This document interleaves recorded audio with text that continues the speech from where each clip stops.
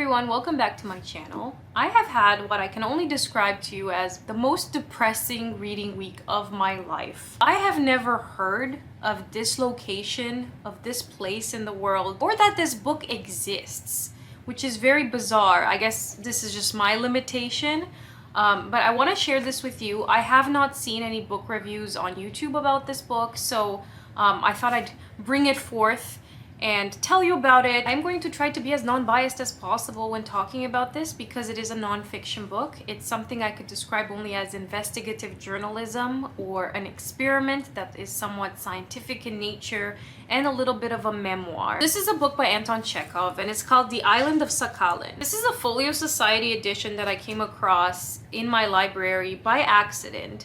And when I picked it up, I was again shocked that I've never heard about this. So upon doing a little bit of research around it before I dove into it, I tried to just identify what it is we're even talking about. Off the coast of Russia, between Russia and Japan, there is an island called Sakhalin. Multiple people have owned this island prior to the 18th century, and then during the 19th century, during Imperial Russia, it was used as one of the penal colonies and the Siberian prisons that we often hear about. Japan took ownership of the south part of the island after the Russo-Japanese War, but then Russia took it back after World War II. When Chekhov was 30 years old, he became a little bit disappointed in his life and in his artwork. He had been writing a lot of funny stories up to that point, and again, he was just 30 years old, and there was something in him that was just lacking. I think he also had received a lot of criticism for being a bit too light and fluffy, or that his art was not up to standard. And he was a little bit distraught that he had not really lived or experienced life in the way that he should have. In a letter to his friend, he writes, "I'm going not for observations or impressions, but simply to be able to live for a half a year as I have never lived hitherto." And it takes him about 3 months to get there. At this moment, it's when I realized just how big Siberia is. For him to get from Moscow to Sakhalin, it took him 3 months of going by train, by boat, by horse-drawn carriage. He had to go along the Amur River. I tried to find some actual maps of the exact trail he took, but I couldn't really find them. I found this very blurry version of the map, but it's not sufficient to really see it. But this was a long journey, and I tried to measure how many kilometers or miles that is, and to have some sort of conception of the distance just from Moscow to Sakhalin. So this was a long project for Chekhov. When Chekhov arrives in Sakhalin, there is a mix of feelings and terror. Instead of hearing the everyday hustle and bustle and noise of a real town or a real city, the only noise he hears are the iron chains and the clanking of chains. A lot of the prisoners are chained to the wheelbarrows that they use for the labor camps. And this island is kind of a weird place because you have the main prisoners who are there in exile for hard labor and for the prison. But then you also have their wives who have come along with them either because they were forced to and had to because they were limited in what they could do at home without their husbands, or very few because they genuinely wanted to be with their husbands. But now you have both women and men on this island, so now you have children. And children are deeply affected by growing up in such a place because the island is not only made up of the prisoners, but after you are free, nobody gets to go back to mainland Russia. They have to stay there and form a colony. So now you have huts and small houses where people actually live. Now it starts to resemble kind of the early stages of a colonized Australia. And yes, just like a lot of those other places, Sakhalin is full of indigenous people from various groups who had been there since way before the island was taken over by Russia. So you have different groups of indigenous people who are resembling mostly East Asian descent. And the way that Chekhov describes the relationship between the colony and the prisoners and the indigenous people is horrifying. And you can tell early on that Chekhov has a softer spot for the women and children on the island. The women are pretty much sex workers the entire time. They are pretty much forced into sex slavery, and women have to prostitute their children as early as age 13 or even younger.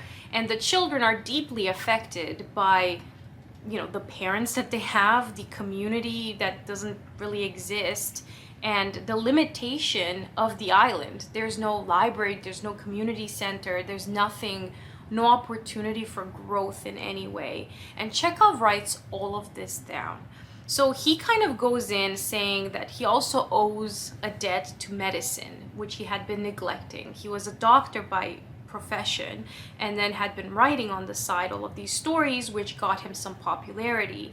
He had to lie a lot to get to that island in the first place, under the guise or premise that what he's doing is for one reason or another, depending on who he was talking to.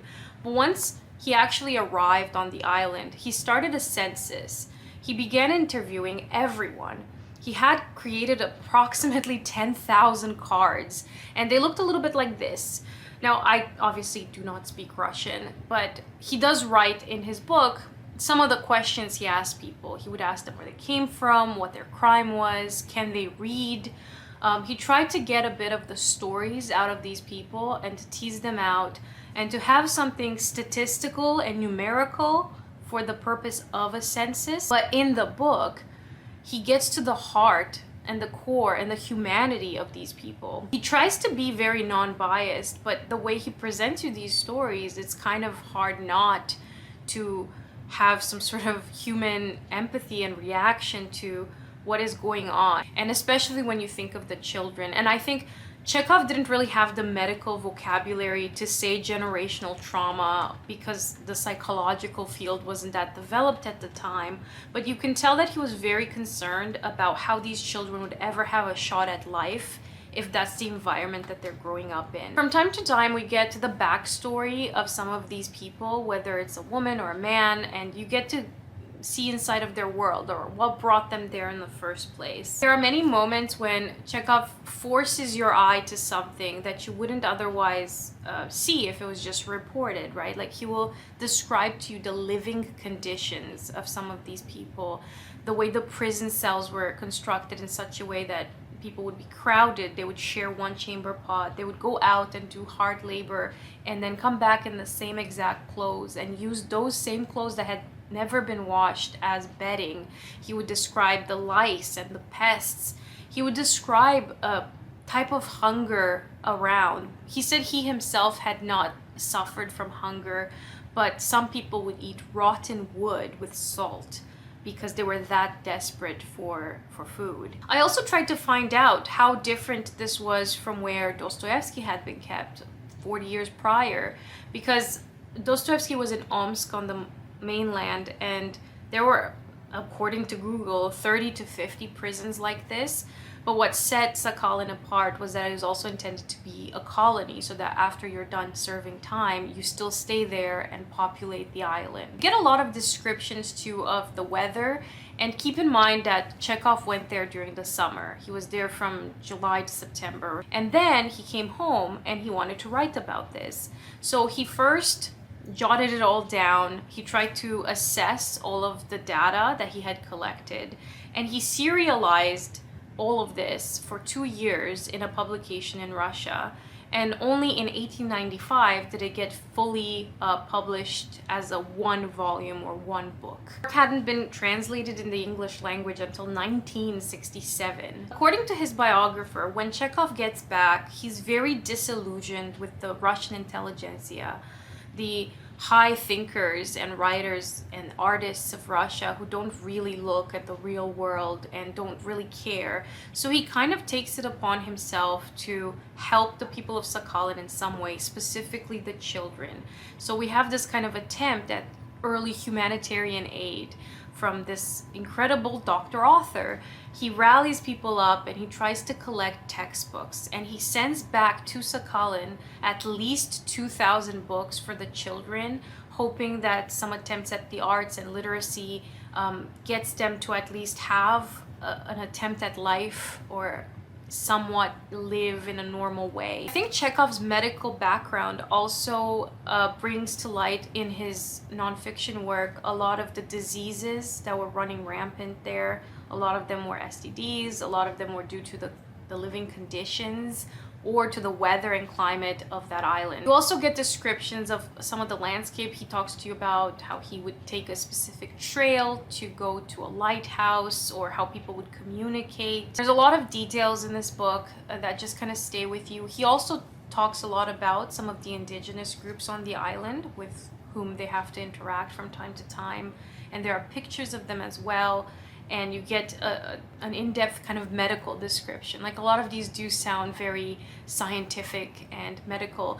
It's weird, to me, this book felt like the controlled experiment of Thoreau's Walden mixed with the experience of Dostoevsky's House of the Dead, mixed with like a Michael Moore in-depth documentary. You could definitely argue that Chekhov wrote his best works after this experience, but again, he was only 30 years old when he went there, and I think his best writing years were, you know, between 31 and 44. So maybe it's a coincidence, maybe it added to him and to his art the life experience that he truly craved when he left on this journey.